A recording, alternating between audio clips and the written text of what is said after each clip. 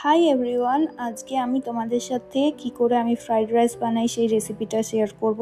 ফার্স্টেই একটা পাত্র নিয়ে নিয়েছি, তাতে পরিমাণ মতো বাসমতি চাল নিয়েছি। এবার চালটাকে ভালো করে ধুয়ে নিলাম, তারপর এতে জল দিয়ে চালটাকে খানিকক্ষণের জন্য ভিজিয়ে দিলাম।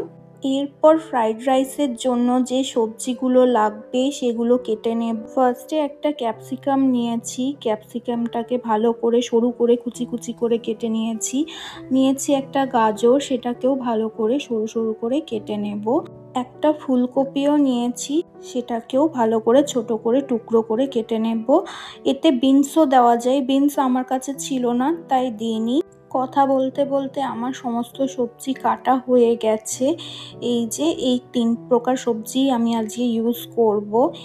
এরপর আমি একটা কড়াই গরম করে নিয়েছি, তাতে দিয়ে দিয়েছি 2 চামচ ঘি। এবার আমি কাজু বাদামটা এই ঘিয়ের মধ্যে ভেজে নেব। আমি কিশমিশও অ্যাড করব, কিন্তু কিশমিশ আমি কোনোদিনই ভাজি না। কিশমিশ ভাজলে কেমন একটা চামড়ার মতো খেতে লাগে, সেই জন্য আমি ভাজি না। এরপর এই ঘিয়ের মধ্যে সাদা তেল দিয়ে দিলাম।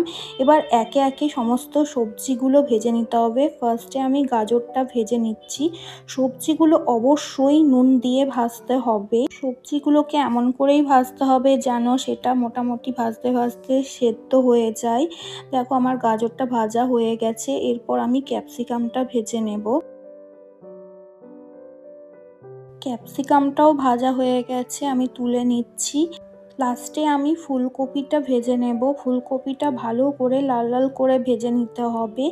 এই সময় সাইডে আমি একটু গরম জল করে তাতে ভিজিয়ে রাখা চালটা দিয়ে দিলাম। চালটা খুব ভালো করে সেদ্ধ করে নিতে হবে।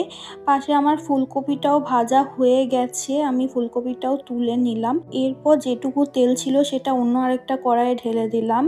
আমি কিছুটা চিনি নিয়ে সেটা গুঁড়ো করে নিয়েছি। এরপর ওই যে তেলটা ঢেলে দিয়েছিলাম কড়াইটাতে আরও 2 চামচ ঘি অ্যাড করে দিলাম।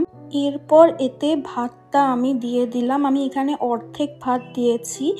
এরপর এইটাতে দিয়ে দিলাম পরিমাণ মতো নুন, গুঁড়ো করে রাখা চিনিটাও এতে অ্যাড করে দিলাম।